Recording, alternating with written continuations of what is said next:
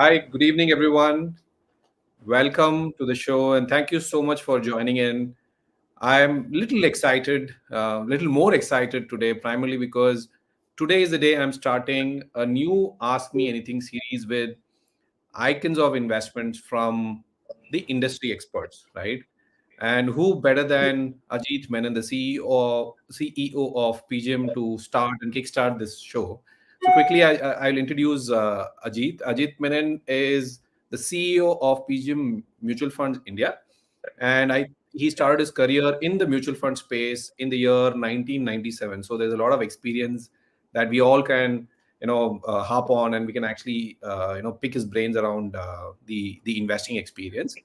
Plus, one of the things that I noted was he actually co-wrote a program on retirement readiness for partners like us, which is something which is unusual. Not a lot of people do it. So he's worked with DSP, he's worked with Tata, and he's been with PGIM for close to 5 years now.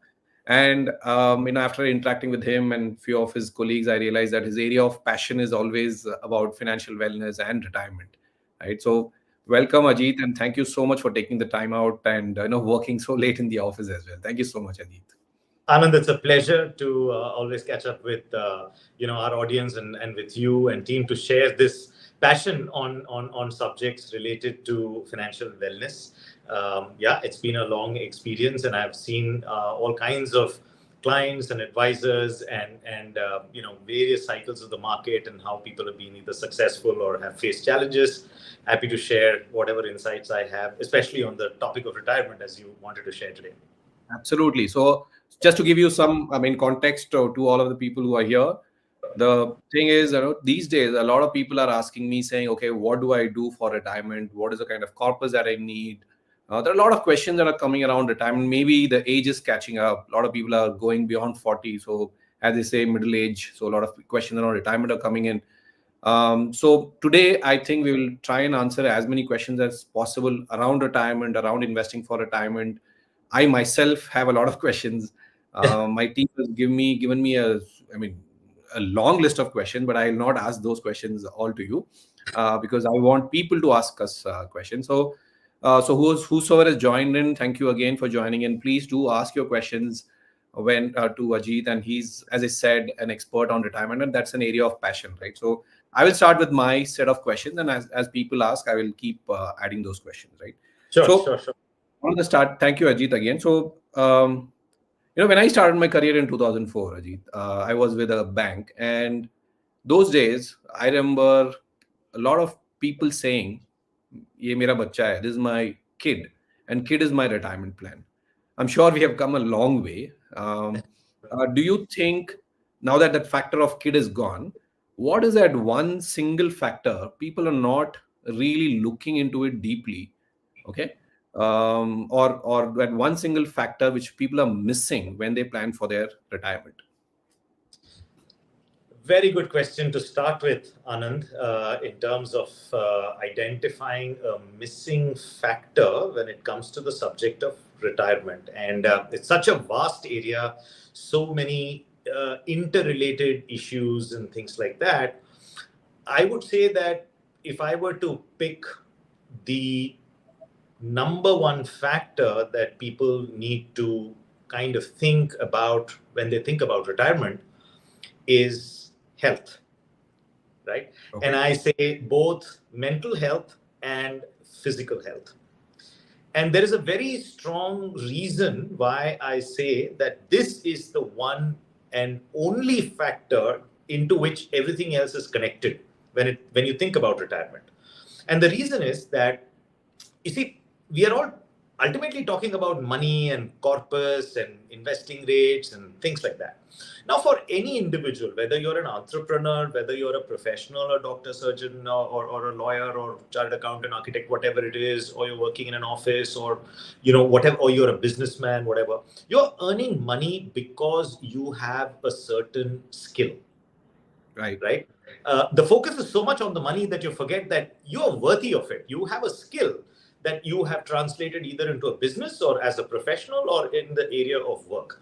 And the Right. central factor for people to realize is that it has to be the skill that you focus on, which you can keep monetizing. Your income stream comes from your skill.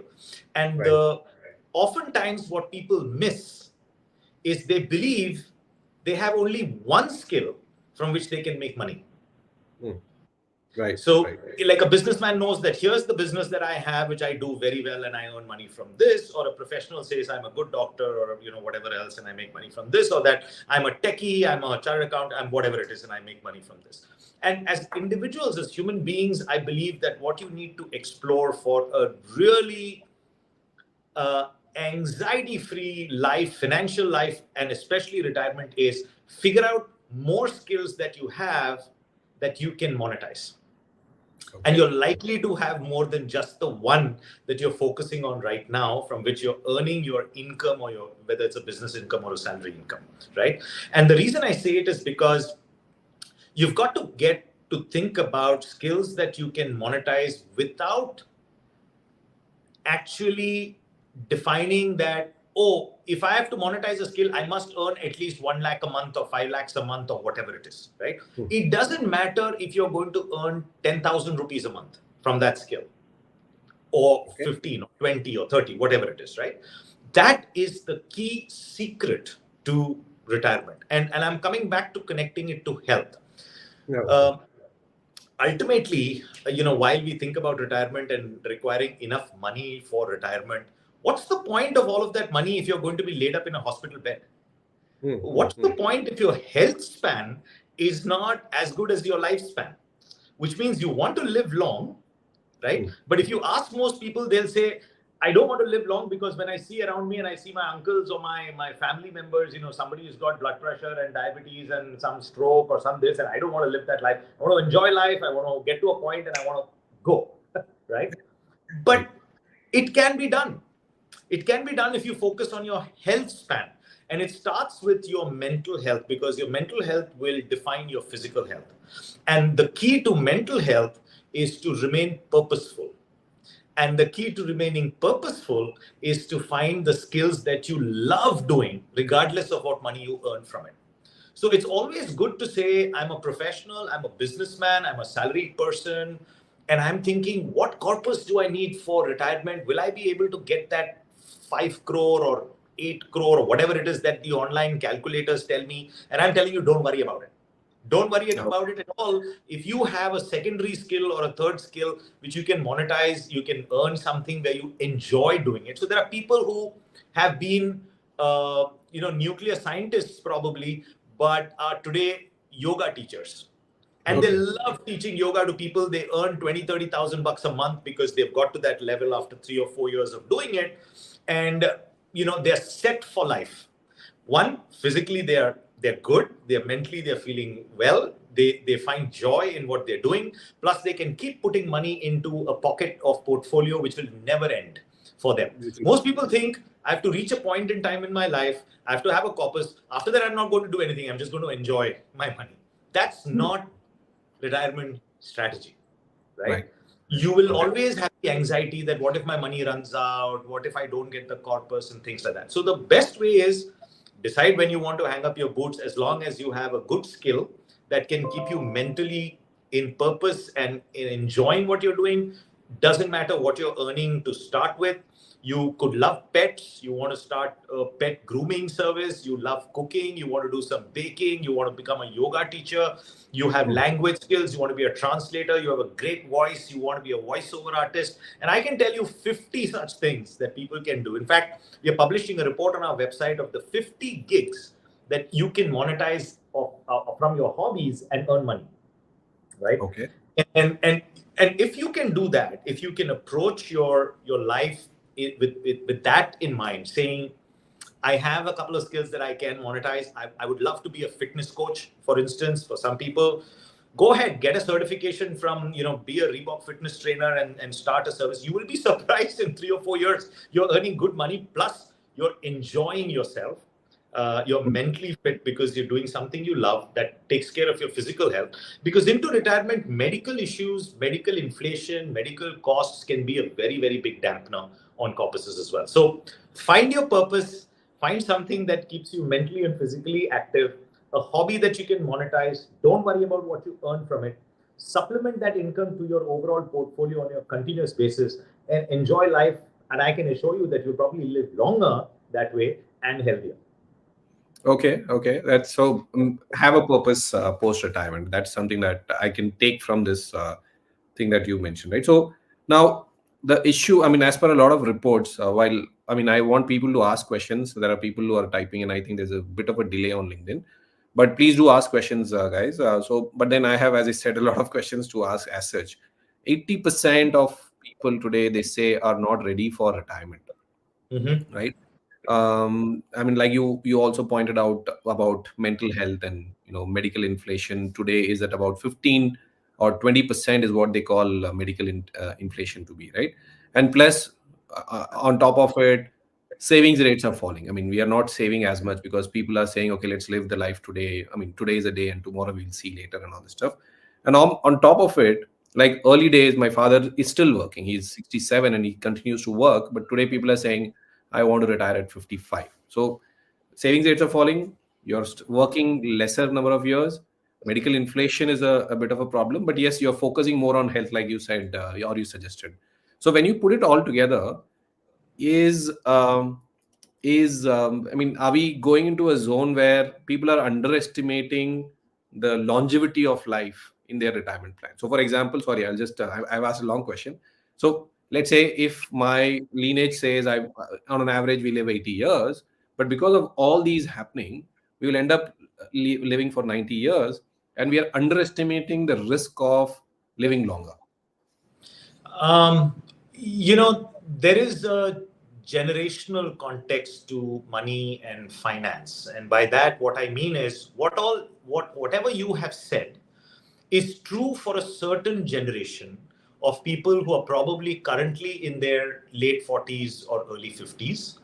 It is not true for people who are in their late 20s or even 30s. And the reason I say that is because it is this older generation who has got this mindset of saying, I will work to 55, I will get a corpus, and then I will live that corpus into retirement. And what you're saying, which is longevity, living longer as a risk, is going to be true for most people, may not be for this generation as much as for the younger generation.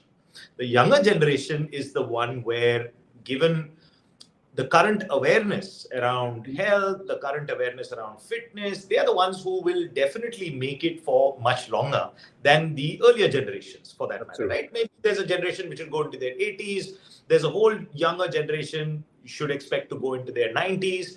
But there is also a critical difference between the mindset of the current 50 years old and the current 25, 35-year-olds, which is that it is a current 50-year-old who's bored through their lives, say, I want to stop working and I want to have this corpus for retirement. If you ask many of the young people, they want to retire not at 55, they want to retire at 30 or 40.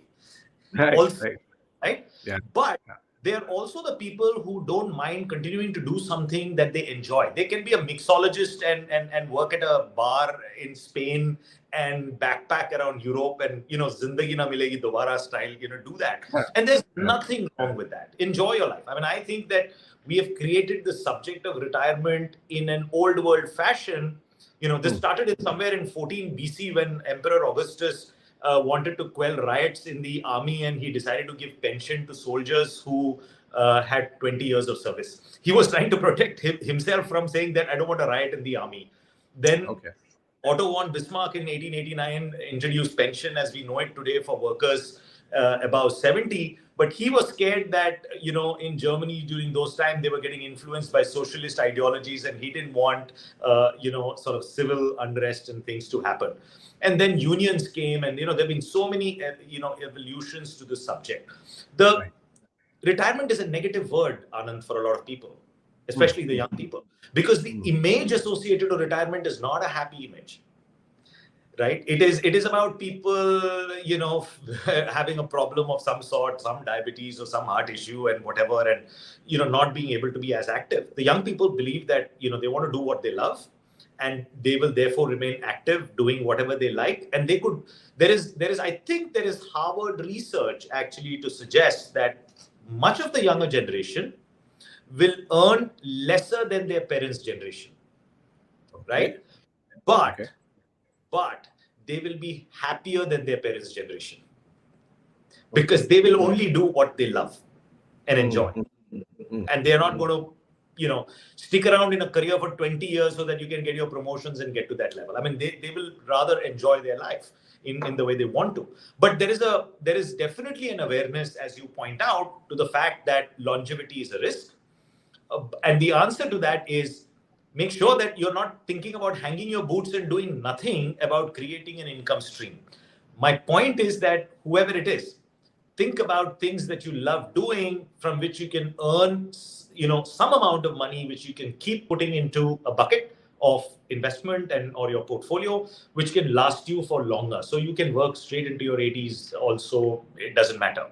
Don't think about this concept of, I want to stop at a point and do nothing, and hopefully I'll have a corpus that will last me, my whole life. That is a dangerous strategy, because you don't have purpose. You're not going to be as active.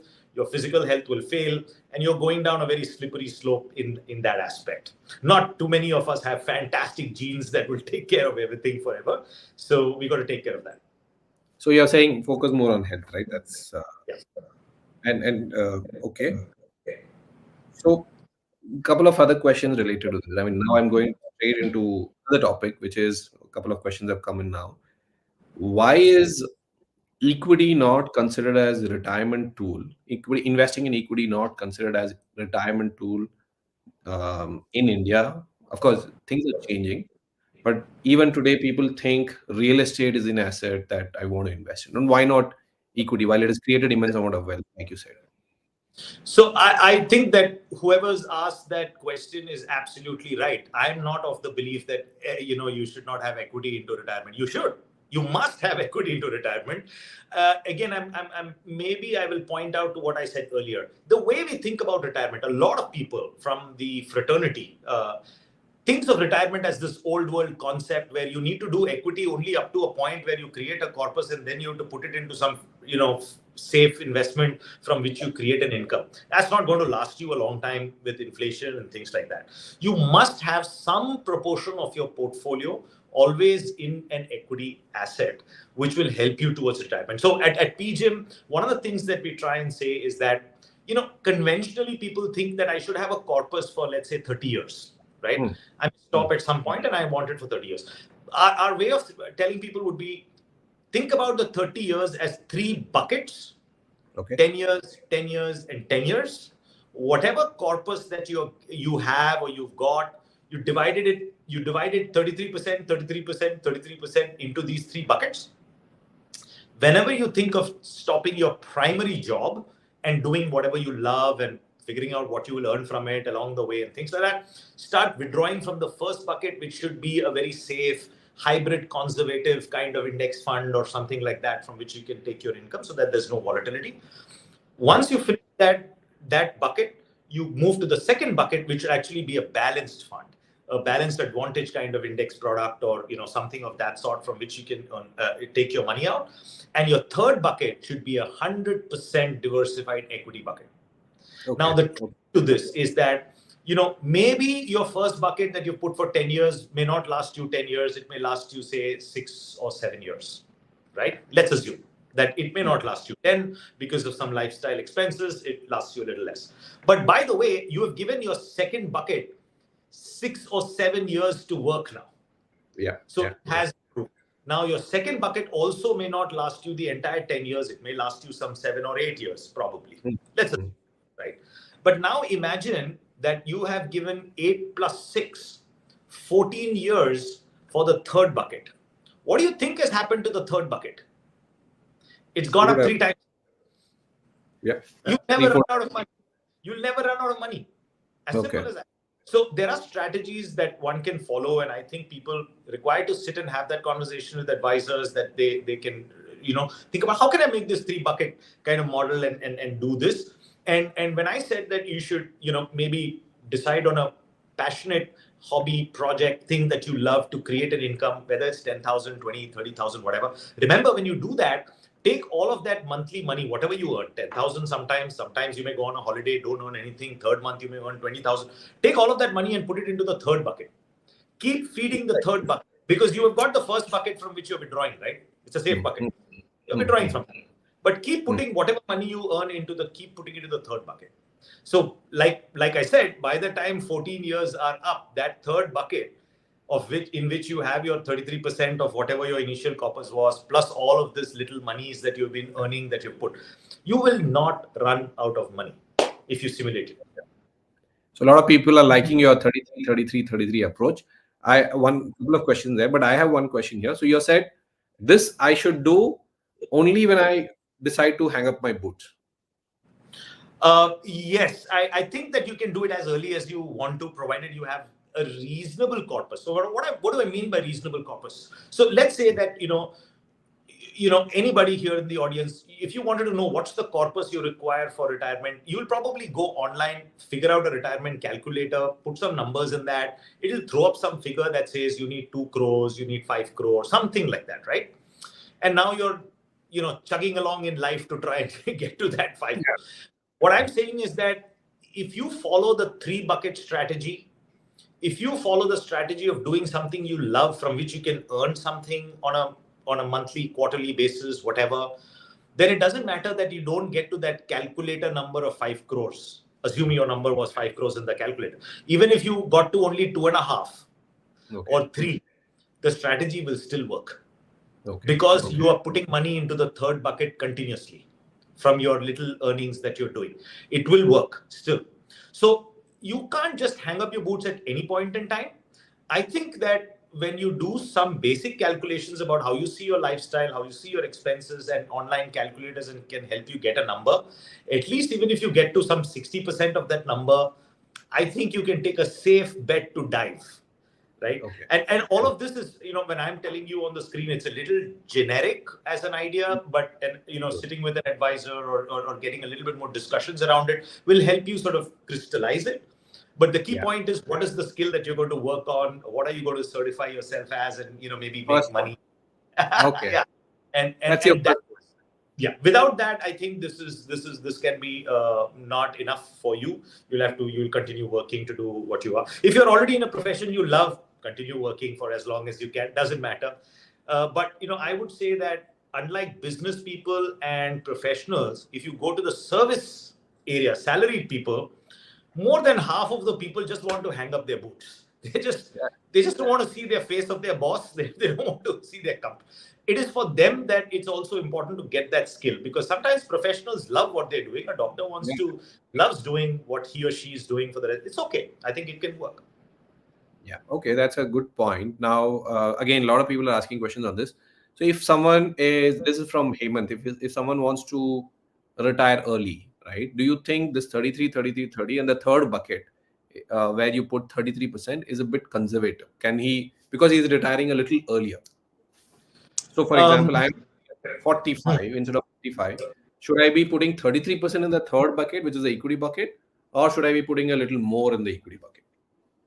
Well, if you are continuing to do something to earn, money anyway, post you're hanging up your boots, then you can actually, if you want, you can increase that third bucket so that you can get the benefit of compounding long term. As we all know that equity can compound better if you add it a lot more into the third bucket, because the third bucket is what I said, diversified equity that you're doing. So you can do that. I just use 33, 33, 33 as a simple thumb rule to remember, and it can work fine as well, because you have to remember that you are thinking about hanging your boots and withdrawing an expense from your first bucket. Your first bucket shouldn't run out too fast, and then you are, dipping into your second bucket. You should let things sort of, if it is 33, 33, 33, it can probably run a little better. But I don't think, Hemant, you need to, if you feel that you want to, instead of 33, you want to make it 40, and then you want to make the others at 30, 30, absolutely fine. I don't think it's going to,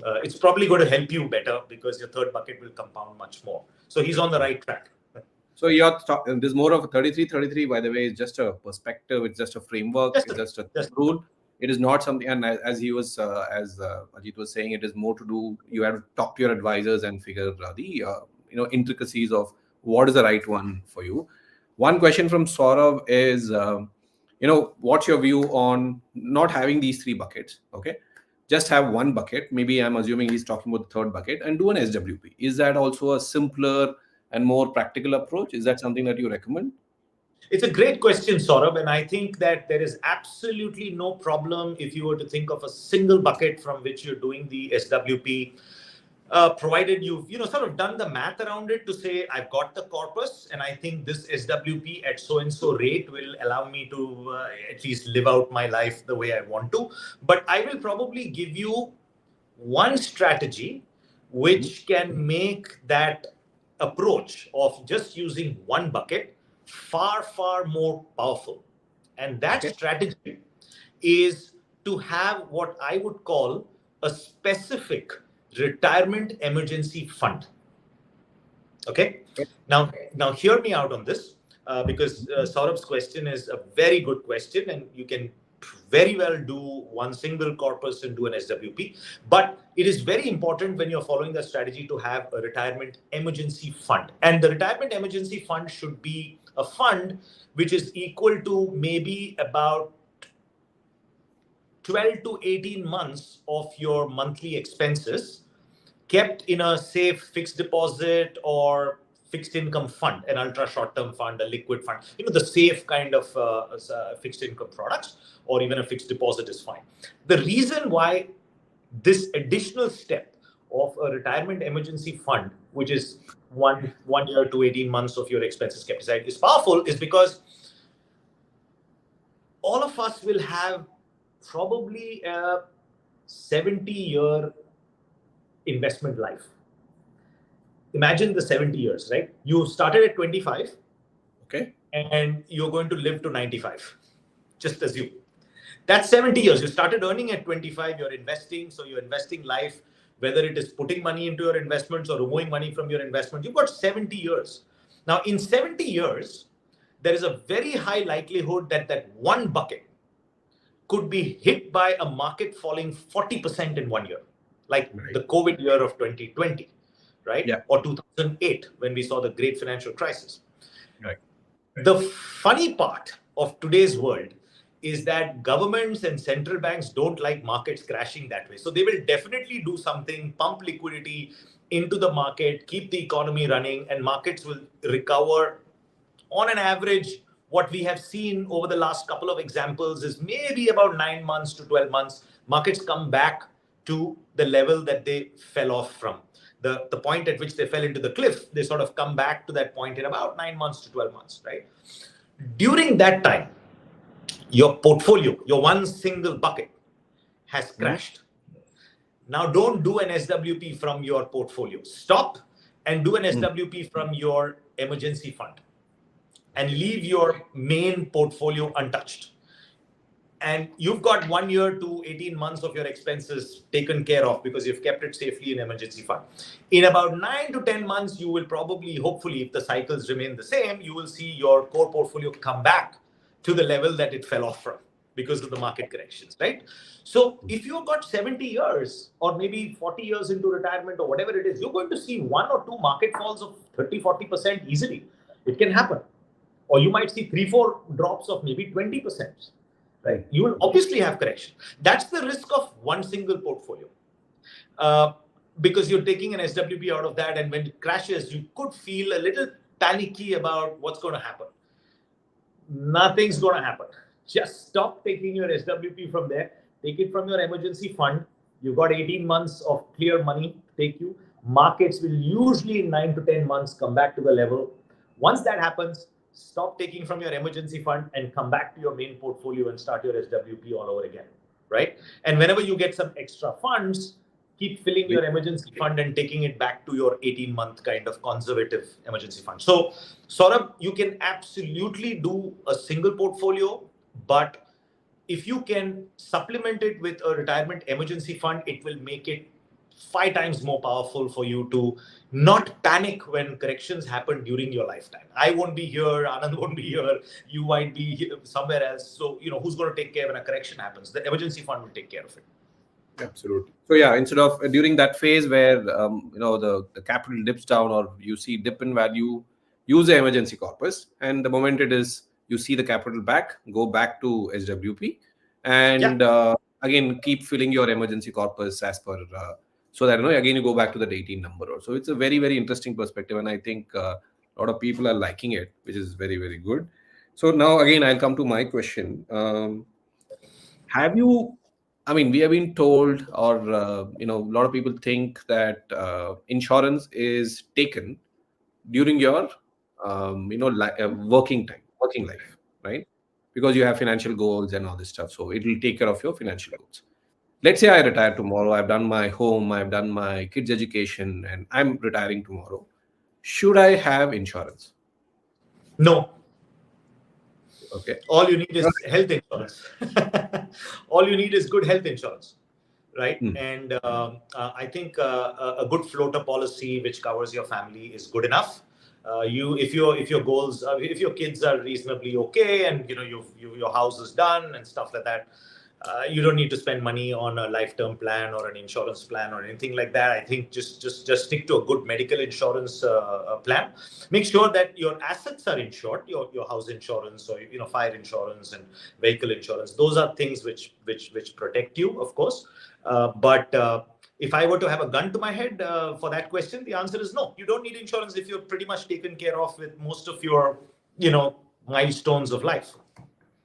Okay, so assets are insured. This is something which I have not even thought, right? I mean, that's so for example, a lot of people think retirement with real estate, right? And if you have not insured that, that is a problem. You're right. I mean, I have never thought of this. Right? I mean, you may have a house. What if it catches fire? Not for your reason. You've given it to a tenant, and that really damn thing gets destroyed. What do you do?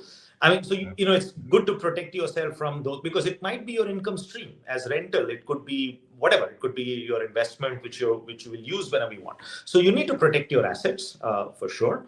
If you've done that, I think then your other asset is your health. So you protect that with your health insurance, and you should be good to go. Okay. Now this may sound a little controversial. Are insurance product good retirement products? ULIPs, endowment, are they good retirement products? Yes and no, actually. Okay, because I think that the fact is today, even when PGIM did retirement surveys, and we do it, we've done 2 surveys so far, we found that, we did one before pandemic, and we found that 49% of Indians said they felt ready for retirement.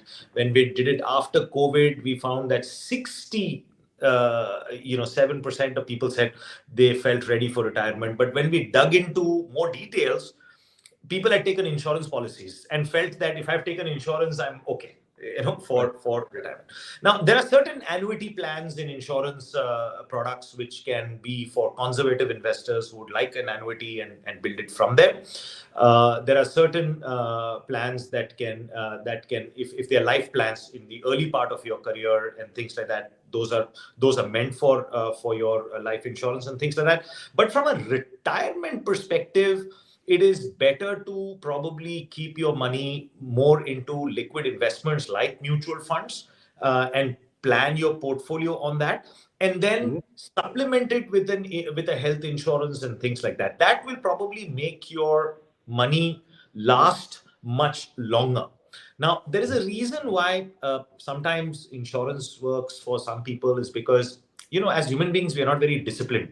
If all of our money is liquid and lying in investments, suddenly we'll have this, great joy of buying one massive thing because there's emotional sort of attachment to something. And insurance in that sense means your money is locked. You may be getting not a great return from that insurance. It gives you some money as pension or whatever it is. But it takes care of your discipline of saying that, okay, I hope I don't blow up my money for some reason. But I think that as adults today, in today's India, people are more aware of their choices. People are more aware of what can possibly be good for them. People have the availability of a lot more advisory services where they can sit down and plan this a lot more logically. Insurance is a little more old world product. A lot more older generation people still prefer it. It's like older people saying, "Nahi, gold, beta, gold karna hi chahiye thoda," or whatever. Gold is the best investment, or real estate is the best investment. It's an earlier generation thought process.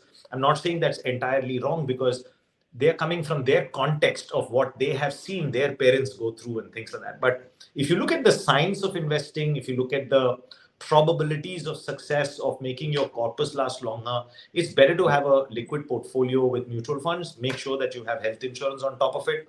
That combination is probably much better.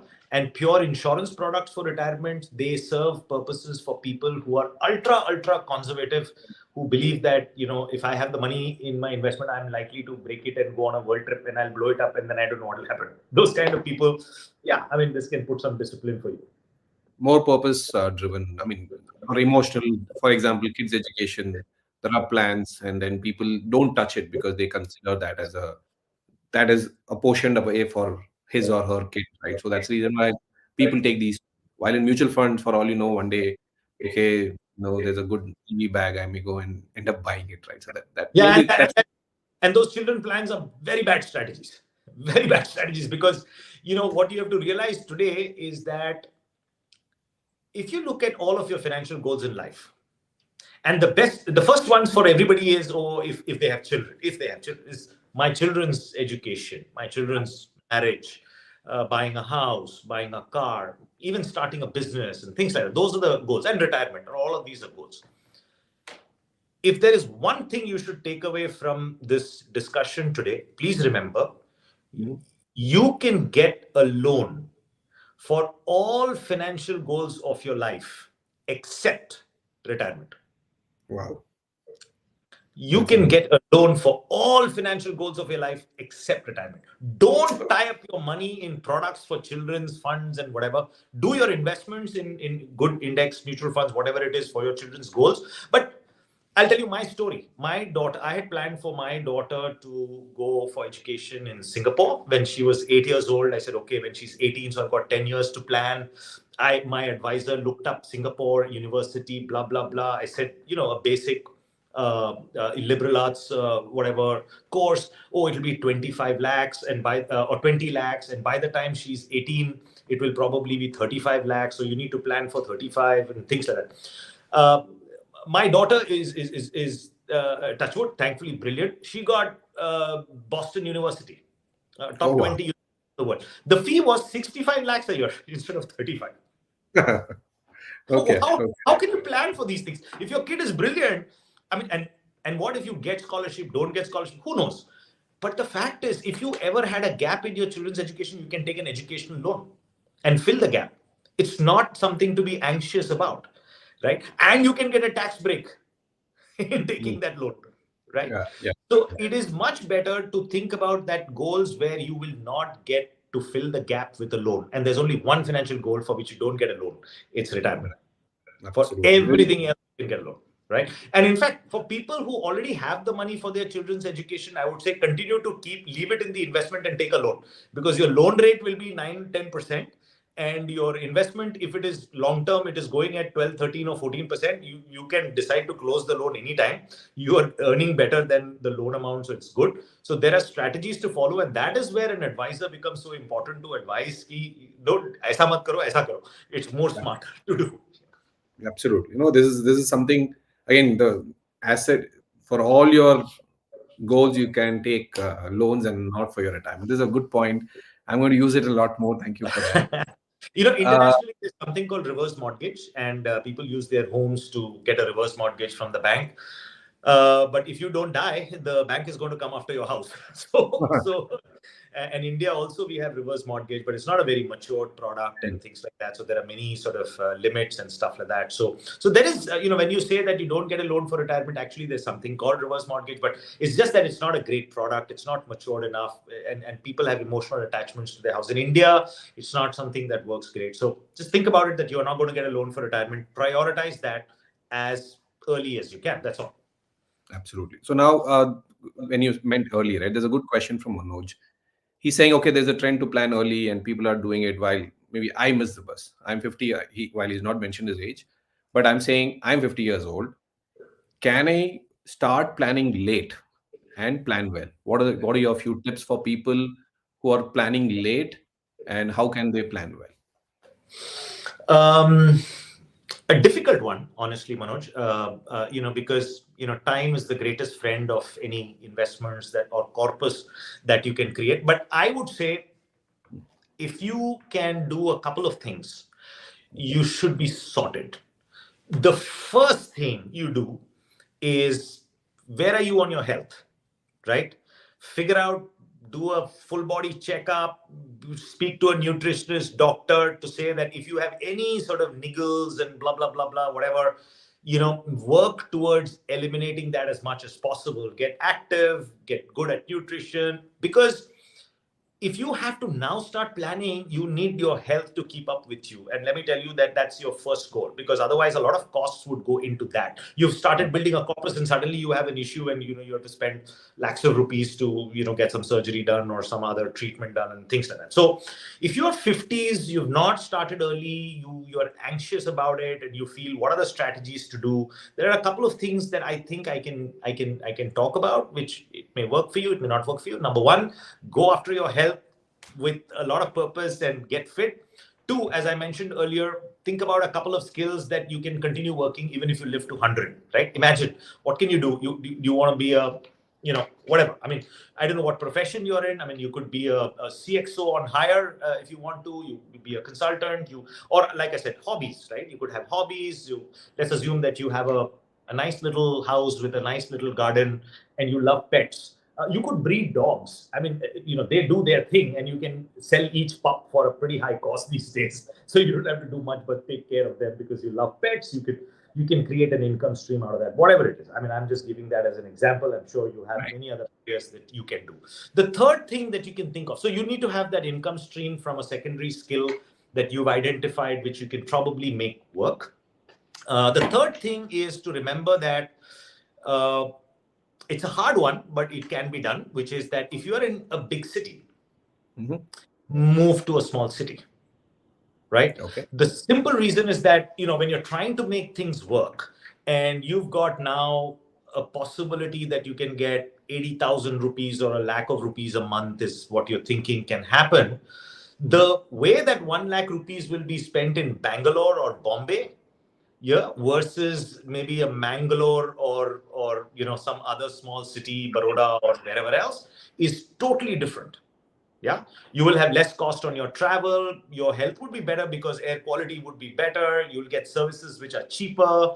Your rentals can be cheaper. I mean, imagine it, right? In Bombay today, if somebody is staying in Bombay and you're thinking about the same issue at 50, your rental will be, if you're somewhere in a city, you'll be paying 60, 80, 1 lakh rupees. Whereas if you will probably get a larger house in a smaller city for 20,000 bucks or 25,000 bucks. I mean, that's possible. So you've got to identify the big cost items. And one of the strategies could be that you move, right, to a smaller city, and make sure that your strategy to move is because you want to drop your expenses. You're not going to compromise on your lifestyle, mind you. Right? I'm not asking you to compromise too much on your lifestyle per se, but I'm asking you not to compromise on anything. I'm asking you to be just strategic about the big cost items. You won't need to travel too much and drive around and spend money on petrol and gas. If you're in a smaller city, you can have a great car if you wish to. You won't have to pay too much rentals. Those are big costs that sort of eat up into your expense that you're creating. So you might have to take some hard calls of that sort, but it's entirely doable. So don't be anxious about it. Just have 1, 2, 3 strategies to take care of it. And he's liking it. Thank you. I mean, Manoj says, yeah, this is good.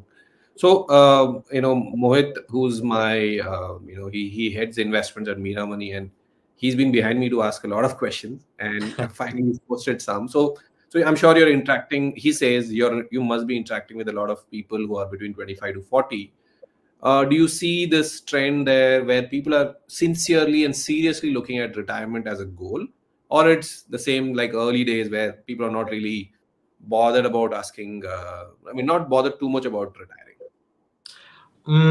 Well, I do think that in the younger generation, I have not pretty much come across the word retirement itself, right? You come across the word retirement in 50 plus. Right? Is it because it's too far? No, it's not. I think they think about it as, they think about it more logically. They think about it as financial freedom. They don't think of it as retirement. It's the same thing if you think about it, but it has certain nuances which are different. People want to be financially free. Now, let me give you an insight from the retirement research that we did at PGIM, and we did qualitative research as well. And I told you earlier that people find retirement to be a negative word, right? Yeah. Now, here is the insight. People only plan for happy outcomes in life. They do not plan for unhappy outcomes, right? So unless and until you don't, in your mind, reframe retirement as a happy outcome, you're probably not going to do your best at achieving what you want to achieve, whatever age group you are in. And therefore, I do think that subconsciously, and this is subconscious, okay, this is not otherwise, it's subconscious. Retirement is a negative word. It pisses off people. It makes people more anxious. So the first thing you do, whether you're 25, whether you're 45, whether you're 55, reframe this word retirement in your mind. Reframe it as financial freedom. Talk to yourself as, I want financial freedom, and then work towards it. And therefore, I do think, Mohit, that people in the 25 to 40, I mean, whatever that age group, I don't think I've come across people who say that I want to stop working completely, right? They're saying, I want to financially have the freedom to do what I love doing. Correct. Yeah. I may not earn a large corpus out of it or whatever, but I want to travel the world. I want to backpack. I want to be a mixologist. I want to be a fitness trainer. I can do that wherever I go. I want to be be a voiceover artist or a musician or something else. I mean, whatever they want to do, they can help out at a restaurant or things that they would love to do. Be part of some NGO services, whatever it is that they want to do. So young people feel that that's what they want to do. They want financial freedom, and I think it's good for all of us really to reframe this word retirement. Just drop it. Think of it as financial freedom. And the biggest asset for financial freedom is yourself, right? How you think about your skills and how you think about money. It's not you may be earning a 5 lakh monthly salary as a great techie somewhere. You want to feel like hanging up your boots. Can you earn 20,000 rupees a month? And if you can, I'm telling you that whatever corpus you have, assume you've got to 50-60% of it. Hang up your boots, do what you love, earn this 20-30, put it into that third bucket I was talking about. Even if you live to 100, you will leave money for your children and go. Don't worry. That's interesting. So there are a few more questions around calculations, right? So I mean, a lot of people are liking this 33 concept, but I still believe it's a question that only our advisor can answer. But this is by Pranay, and he says, what is an impressive corpus amount for 60 plus, or ideally impressive corpus amount for a 60 plus rather than retiring? I mean, this is his question. What do you think is a... Can you clarify that a little bit? When you say rather than retiring, what do you mean? I mean, yeah, so I also understand that's his question, saying, but if we do not go by any calculator, forget any calculator, what would be an impressive corpus amount for 60 plus? And okay, that would be, let's assume that you are today at the age of 60. Okay, let's assume that you're today at the age of 60. And if you're at the age of 60 and today, if your monthly expenses, let's say that your monthly expenses is 1 lakh rupees. I'm just giving you as an example, right? You know your number. Manoj knows the number, whoever it is. So if your monthly expense is 1 lakh rupees, which means that your annual expense is 12 lakh rupees, right? That's what you need for 1 year. If you have 30 years of that expense in your bank account, you're sort of okay. Okay. So you do 12 into 30 and you get 3.6 crores. Okay. Right. And so if you have that 3.6 crores, I think it's a great starting point for you to sit with an advisor and say, now give me a portfolio where I don't, sort of take too much risk on this 3.6 crores. That's what you need to do. I mean, if you have all the ideas of it, you can do it yourself. But I would always prefer that you have a third party give you a very professional advice on what you do with that. So that's the calculation. So let's assume that somebody's expense is, say, 3 lakh rupees a month.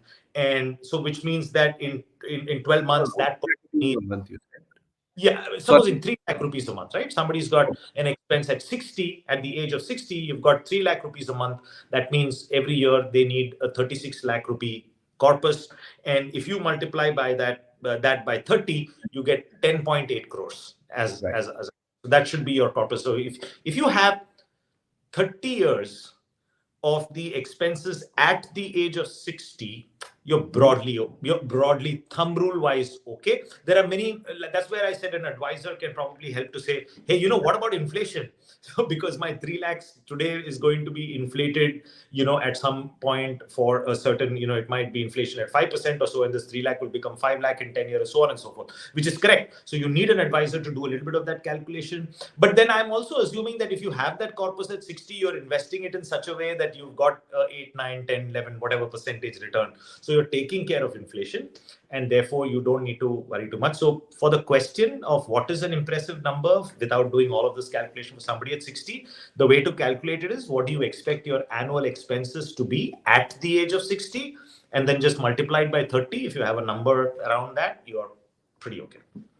Okay. Now there's Sanjay who says, I plan for all my retirement, for all my goals. Okay, and he says I don't have any liability.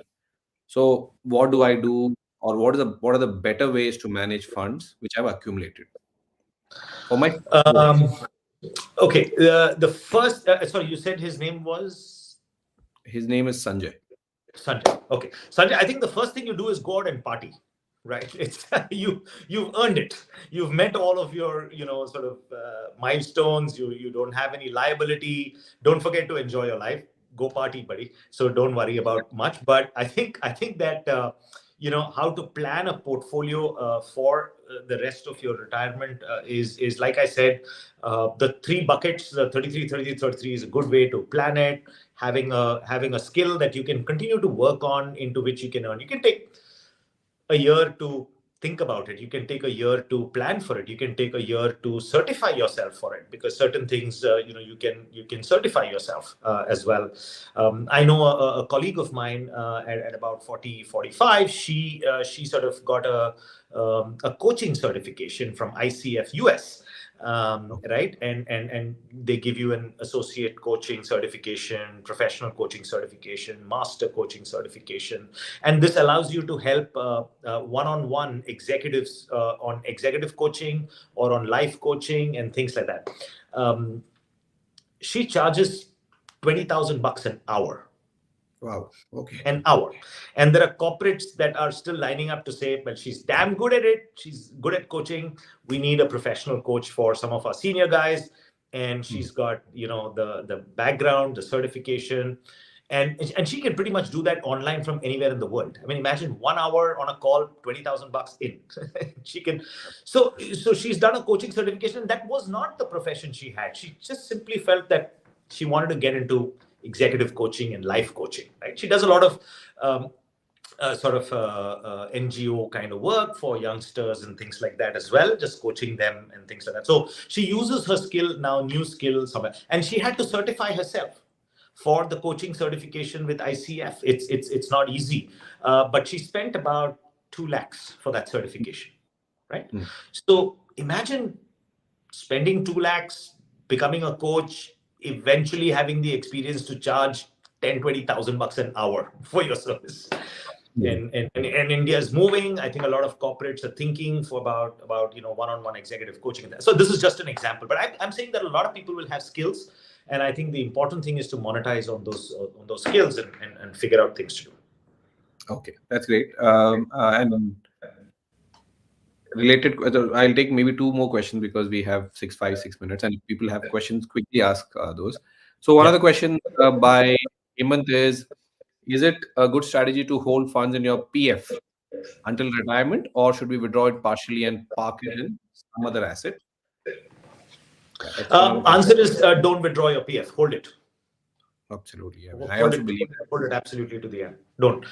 There are different requirements. There are different things to think about. And please remember that investing is a very human thing, and we bring our emotions into investing. You need to find strategies where your money is locked up, you don't touch it, and let it compound. It's got one of the best rates to compound, and just sort of forget about it for a while till it matures. After your period is over, it can help you.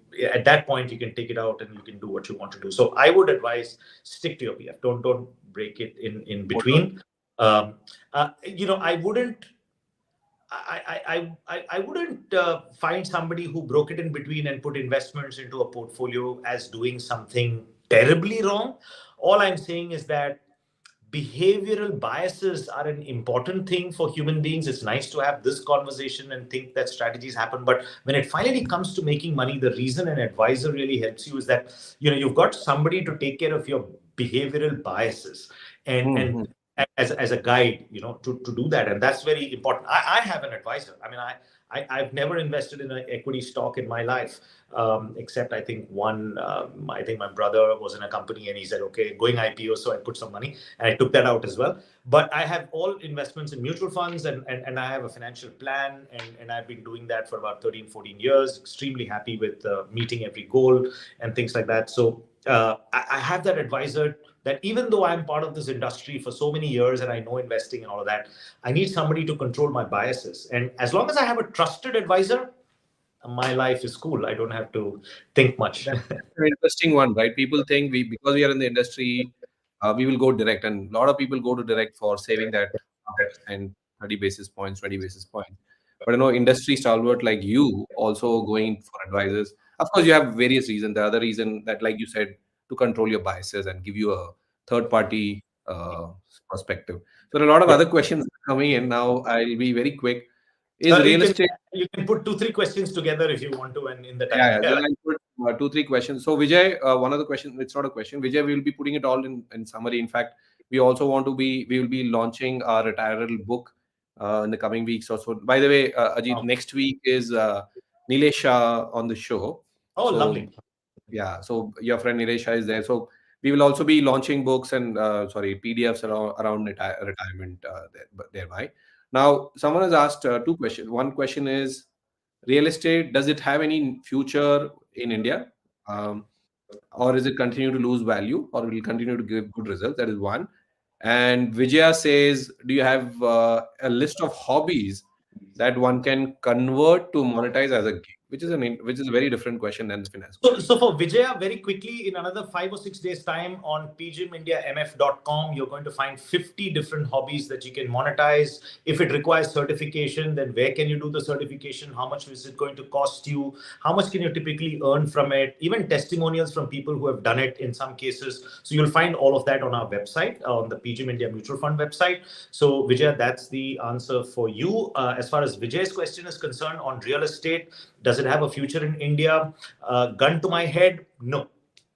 Oh, right? Okay. And there is a reason, and there's a reason for it. There's a technical reason for it. In 2016, Arun Jaitley, Raghuram Rajan, Urjit Patel later, they decided on fundamentally changing India's RBI policy to be only focused on inflation. Typically, in any country, a central bank is got dual responsibilities: control inflation, stimulate growth. Right? In the US, for instance, when we think about the Federal Reserve, they have 3 goals: control inflation, stimulate growth, and stimulate employment. So when you read US news, you read a lot about employment statistics.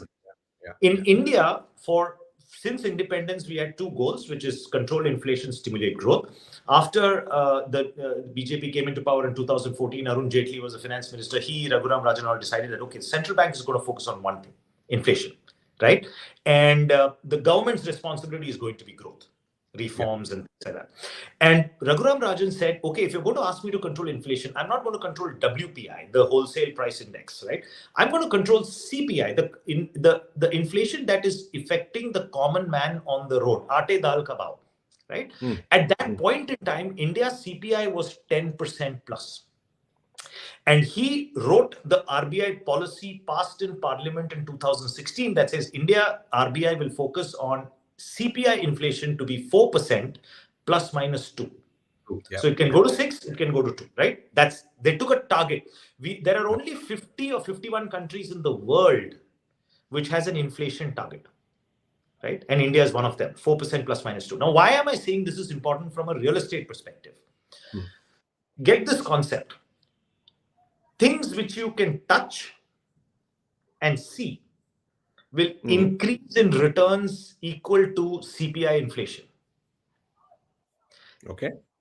Right? When inflation increases, the value of things that you can touch and feel will increase. When inflation reduces, things that you cannot touch and cannot feel or see will increase in value. This is amazing. Okay. So when inflation goes up, real estate does well, gold will do well, right? When inflation goes down, equity will do well and bonds will do well, right? Because interest rates follow inflation as well. So that's one of the technical reasons why I believe that real estate is not a great investment, because before 2016, CPI used to be like 10% every year. So you would get a 10% capital appreciation on your real estate every year, literally. So people wanted to take money out of the investment and put it into real estate. But think about what happened to real estate after 2016. It's only the recent maybe 1.5 years that real estate has again picked up as a discussion. And why do you think that is? Inflation is back up, right? But the government is going to bring inflation down to 4% plus minus 2. So what you will expect as capital appreciation on real estate has to be 4% plus minus 2 is what you will get. You're not going to get the old 10-15% capital appreciation that you would see. Rental yields in India are anyway just 2%. So it's not worth it. Now, the only reason why sometimes real estate can still work and it will not go by this inflation and all is if you have the right real estate in the right location. Because for real estate, it's location, right? So sometimes, regardless of the fact that capital appreciation is linked to how inflation is, if you have a very good property which is in a fantastic location, you can still make a decent appreciation. So it's not a straightforward answer, but like I said, if you put a gun to my head, as an asset class, if you have a central bank in India that's going to control CPI inflation to 4% plus minus 2, that's the RBI's target. Don't think about getting some great capital appreciation out of real estate like you would get before 2016. God, okay, that's a brilliant one. So I think I'll answer this. I know we are well past time. Thank you, Ajit, for taking the time. But one last question, which Vijay is insisting. By the way, whatever PGIM publishes, I will try take the permission and then maybe I'll summarize so that all the people who want to hear about the gigs and other things also can work out. And we will try and include that in our report also, which we are creating, right? Whenever we, or we'll keep updating that as well, Ajit. I'll take the necessary permissions. Now, Vijaya, this is the last question. Vijaya said, okay, you will release those gigs later, but can you give me one example of, do you have any gigs post-retirement? Do you have anything that you can monetize?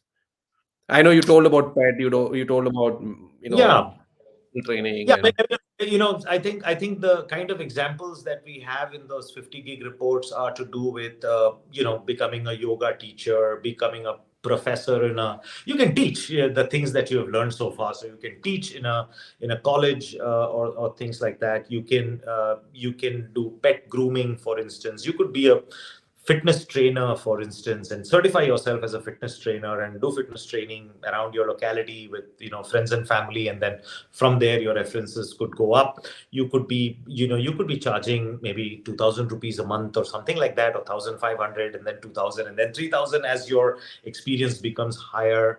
I have a yoga teacher. When I was living in my earlier house, my wife had a yoga teacher. She was a relationship manager with HDFC Bank.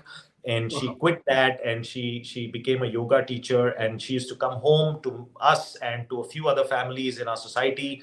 And then during the pandemic, she went online. Right. Today, she has so many sessions that she does through a day in batches that she refuses to even come offline and come to somebody's house and do it. She's got enough students online, and she's charging whatever $2,000 a month, and she's got 20 students in the morning, 20 students in the evening, or whatever batches, and weekend batches and special batches. She is sorted. For what she's doing. There is one and multiple other ones, and maybe we'll there are multiple other ones. You can be And you go, translation is now a cost per page that you charge, from a language into English or something like that. So you can do that, register yourself with translation agencies to do that. So there are various means. And I think if you go through our website and look at all the 50 different gigs, you'll get clear ideas on what you can probably think of. And these days, someone has pointed out YouTuber, right? We are not thinking of YouTuber, right? But people do think of YouTuber influencing and all this stuff. But Yeah, Ajit, it's all possible. It's all possible in today's world. but I know I would respect the time because you have given so much time on a weekday. I know tomorrow we all have to go back to office and start collecting and making more money for all the investors that we invested in PGIM. So thank you, Ajit. And I think it was one of the best sessions I have done, and I really thank you for kickstarting this session. And truly, icons of investment is something that people. I'm sure you have set a benchmark very high. And Nilesha tomorrow, next week on Friday, on Tuesday, on 13th, he has to beat this, and I hope he beats it also, right? Thank you, Yeah. Ajit. And one last question from my end: what are you doing after 60? Or sorry, not 60. After your, I'm sure financial freedom is other part, but what are you planning to do as a gig? So, as far as my financial plan goes, I had planned for stopping formal work at 55. I'm now 52, but I'm pretty much very close to my goal. If I decide to, I can. But I'm enjoying running PGIM as the CEO and building this brand from almost nothing in 2019-20 to almost the 24th biggest fund. We are managing more than 26,000 crores now, and we are growing. So I'm enjoying that aspect of it, and it allows me to earn pretty well as a CEO for a financial firm. So I can, continue doing that. But I have a couple of things that I have lined up along with that. I'm an artist. I like portrait sketching and stuff. So I do want to certify myself in design and look to be a freelance designer for people. I'm learning the flute. I wanted to learn a musical instrument, but maybe that's not so much for monetizing something, but it's clearly for trying to give background stuff to things I can do. But I think my main area that I'm working on is that I bought a small plot of land, my wife and I, very close to in Mumbai, along with a couple of friends. And we have an idea of basically, doing some permaculture farming kind of activity, which has dual benefits, right? One is that your food is grown organically, you're eating off the land, so that's great, you have a piece of sky. But the idea is to sort of teach locals organic farming, because we have other people who understand that well, and we want to sort of create something out of it for the community. It may take slightly longer, but it can be easily sort of monetized if required, and it becomes a source of income for the community where we bought this plot for the village and the community there. And also it creates a stream of income for the society and the requirements that we have. So those are things that I have sort of. You have a lot on plate. I'm sure this is going to keep you occupied for a Yeah, but long. it's the spice of life. I think it's not just one thing. I think it'll allow me to So the reason I thought of that is because, one, it'll allow me to be outdoors.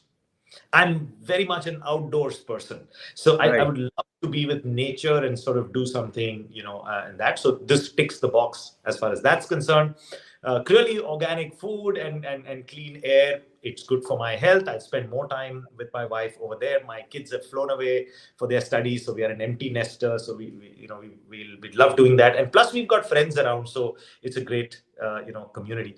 People. One of the things I would probably leave you with last is to tell you that one secret to happy retirement is to have a very large friend circle. Okay. Isolation, loneliness is a thing. It is a very negative thing for people around the world, especially through COVID. We saw a lot of impact of that. But from a financial anxiety research point of view, people who are part of joint families, or people who are part of large families, or people who have a great large friend circle, feel very, very less anxious about money and future. So personal relationships, broad relationships, are a absolutely important thing to plan for. I'm sure most of you have it, but expand it, and that's going to actually help you. Okay, that's great parting thoughts. And Ajit, a lot of people have said this is the best LinkedIn session, and thank you so much, Ajit. And I will for sure pick your brains more offline as well, and maybe I'll call you for more such sessions. And thank you, it was insightful. Thank you, Anand. I'm glad I could do this for you, and the audience is a subject which is close to my heart. So I'm happy I could share some of those insights. Thank you very much to all. Thank you. Good night.